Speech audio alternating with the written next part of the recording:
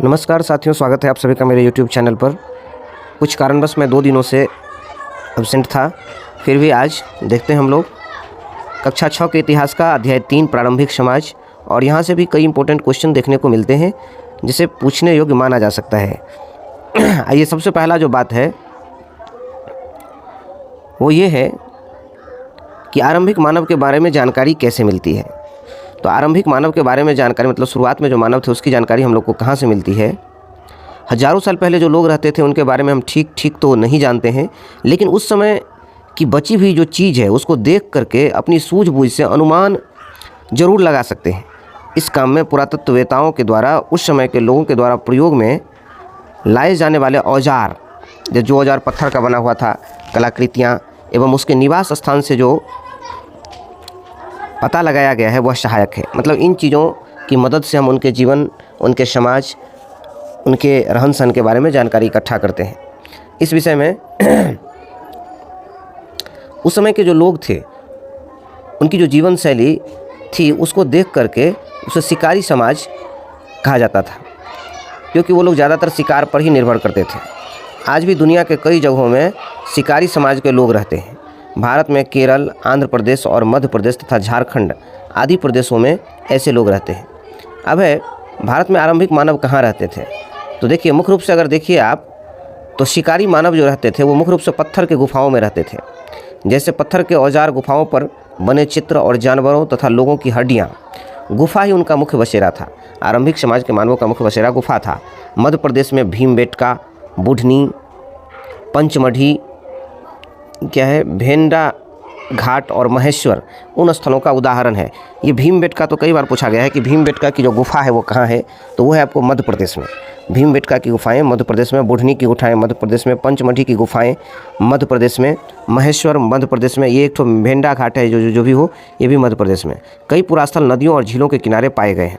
अब है कि आरंभिक मानव की जीवन शैली कैसी थी। दुनिया में जगह जगह वे लोग जंगलों में 20-30 लोगों के छोटे छोटे झुंड में रहा करते थे। जो आरंभिक मानव थे वो 20-30 लोगों के झुंड में रहा करते थे। जंगल में हिरन, भैंसा, शेर, खरगोश आदि जानवरों का शिकार करते थे। नदियों एवं तालाबों में मछली पकड़ते थे। मधुमक्खी के छत्तों से शहद भी इकट्ठा करते थे। वे जंगली पेड़ों के फल तोड़ लाते, पौधों की मीठी जड़ें और कंदमूल, आलू, शकरकंद, इसको कंदमूल कहते हैं, इसको खोद लाते थे और जंगलों में अपने आप उसे उगे जंगली अनाज को काट लाते। जंगलों में अपने आप उगे जंगली अनाज को काट लाते थे। वे ज़्यादातर कंदमूल, फल खाते थे।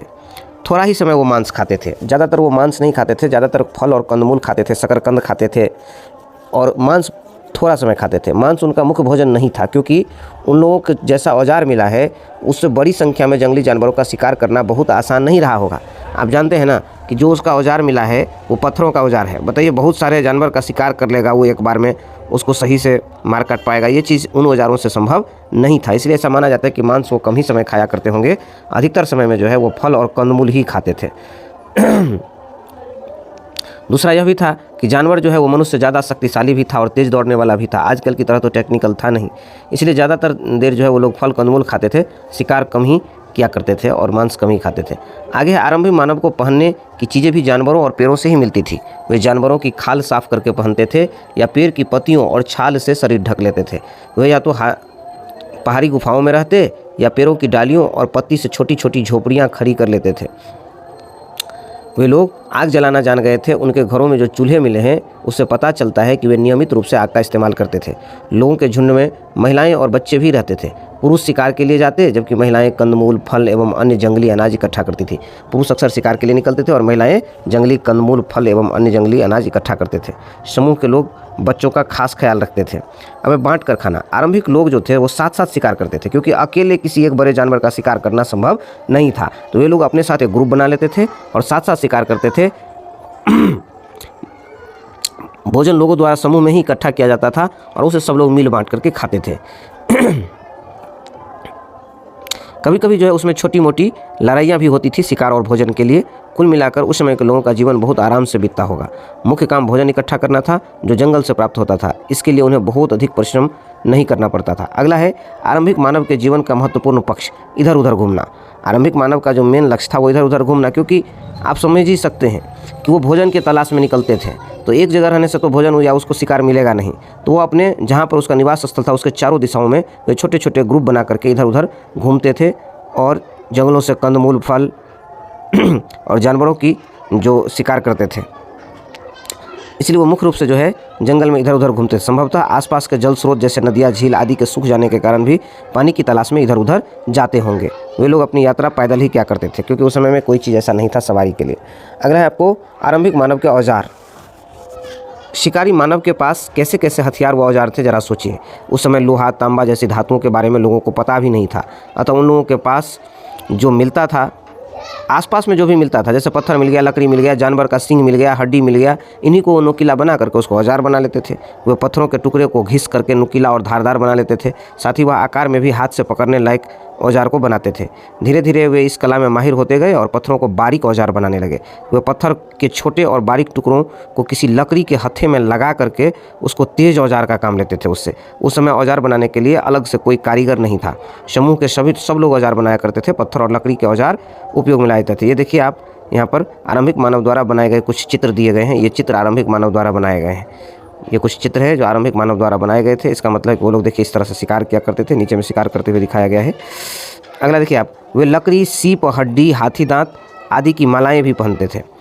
लकड़ी, सीप, इस सब का जो है देख रहे हैं, लकड़ी है, सीप है, ये क्या है, हाथी दांत है, इस सब का जो है वो माला भी पहना करते थे। शिकारी लोग गुफा के अंदर दीवारों पर रंगीन चित्र बनाया करते थे। वे रंगीन पत्थरों को घिस कर रंग तैयार करते थे और बांस के ब्रश से चट्टानों पर चित्र बनाते थे। देखिए, बांस के ब्रश से चट्टानों पर चित्र बनाते थे। इन लोगों द्वारा बनाए गए चित्र भीमबेटका की गुफाओं में पाया जाता है। भीमबेटका की गुफा कहाँ है? मध्य प्रदेश में है। चित्र में ज़्यादातर पशुओं जैसे बैल, अच्छा चित्र में कौन कौन चीज़ का चित्र बनता था ये पूछा जाता था। तो मानव जो आरंभिक मानव थे उसमें पशु जैसे बैल हो गया, गाय, भैंस, हिरन इत्यादि के चित्र बनाते थे। इसके अलावा उनके जीवन का में एक और महत्वपूर्ण चीज़ नाच था। वो आनंद करने के लिए नाच किया करते थे और सब मिल करके देखते भी थे।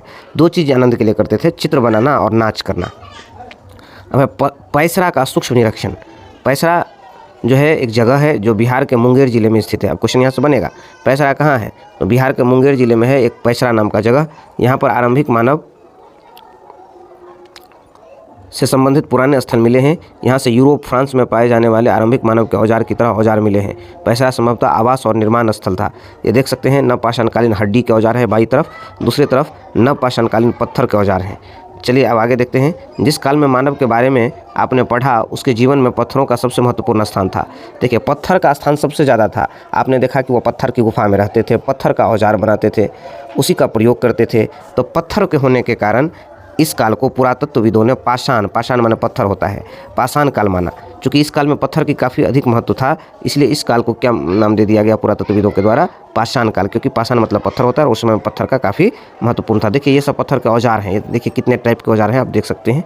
उसके बाद आप आ जाइए यहाँ पर है कि पाषाण काल को 3 भाग में विभाजित किया गया। पाषाण काल को 3 भाग में विभाजित किया गया। आरंभिक चरण को पूरा पाषाण काल, जो लगभग 20 लाख साल से 14,000 साल पहले तक था, इसका नाम था आरंभिक पाषाण काल।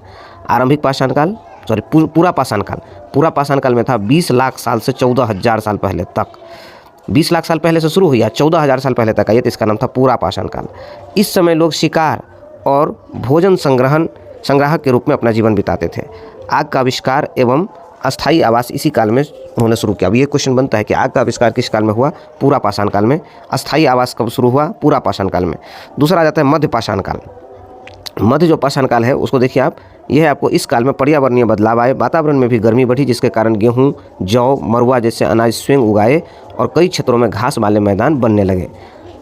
घास पर आश्रित शाकाहारी जानवरों की संख्या भी इस वजह से बढ़ने लगी। इस समय लोगों द्वारा पत्थरों और अच्छे औजार बनाए गए, जिसे लकड़ी पर लगाकर इस्तेमाल किया जाने लगा। इन परिवर्तनों के आधार पर इस काल को मध्य पाषाण काल कहा गया, जो 14,000 साल पहले से 8,000 साल पहले तक का रखा गया है। तो मध्य पाषाण काल को एक बार और रिवाइज कर लीजिए। तो मध्य पाषाण काल जो है, देखिए जिस समय में मध्य पाषाण काल था, इस समय में क्या हुआ? वातावरण में बदलाव हुआ, गर्मी बढ़ी, जिसके कारण धरातल पर गेहूँ, जौ, मरुआ जैसे अनाज स्वयं उगाए।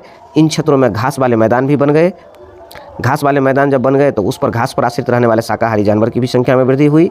इस समय लोगों द्वारा पत्थर का और अच्छा औजार बनने लगा। पत्थर में लकड़ी का बेट लगा देता था तो और अच्छा धारदार हो गया, मजबूत हो गया और काम में उसे सुविधा होने लगी। इस आधार पर जो है सो इस काल का नाम रख दिया मध्य पाषाण काल, जो 14,000 साल पहले से आपको हो गया 8,000 साल पहले तक। पूरा पाषाण काल से था 20 लाख साल पहले से, पूरा पाषाण काल देख लीजिए यहाँ है, पूरा पाषाण काल है आपको देखिए 20 लाख साल पहले से 14,000 साल पहले तक, यह है पूरा पाषाण काल।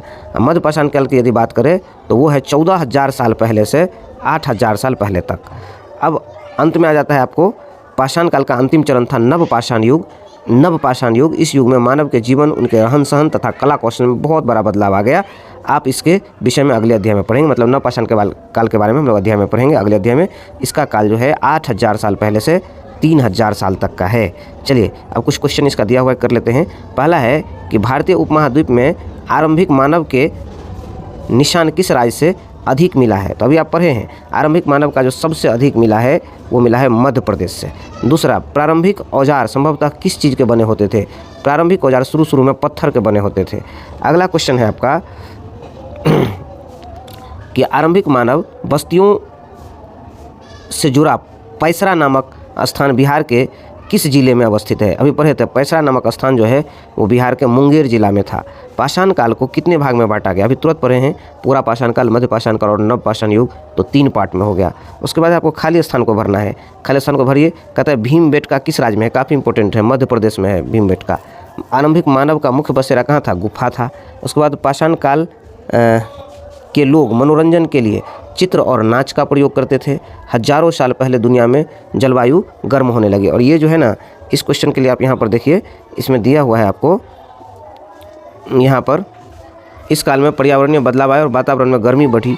तो थोड़ा सा हजार इसलिए इसको कहेंगे कि देखिए 20 लाख से 14,000, फिर ये 14,000 से 8,000, तो हज़ारों साल कहेंगे इसको, इसलिए इसमें भर दिए हज़ारों साल। तो इस तरह से हम लोगों ने इस अध्याय को समाप्त किया। मिलते हैं फिर कल दूसरे अध्याय में। इसी तरह धीरे धीरे हम लोग एक एक अध्याय देखते जाएंगे, तो हम लोग का समय भी ज़्यादा नहीं लगता है और काफ़ी जो है, जैसे भीमबेटका का गुफा का हमें पता चल गया कि भीमबेटका का जो गुफा है वो मध्य प्रदेश में है। दूसरी बात हमको क्या पता चला, तो आग का जो खोज हुआ था वो हुआ था आपको पूरा पाषाण काल में। अस्थायी निवास भी पूरा पाषाण काल में। गेहूं जौ मरवा किस युग में? तो मध्य पाषाण युग में। तो इस तरह से कुछ क्वेश्चन बन जाते हैं यहाँ से। चलिए मिलते हैं अगले वीडियो में, तब तक के लिए शुभ रात्रि।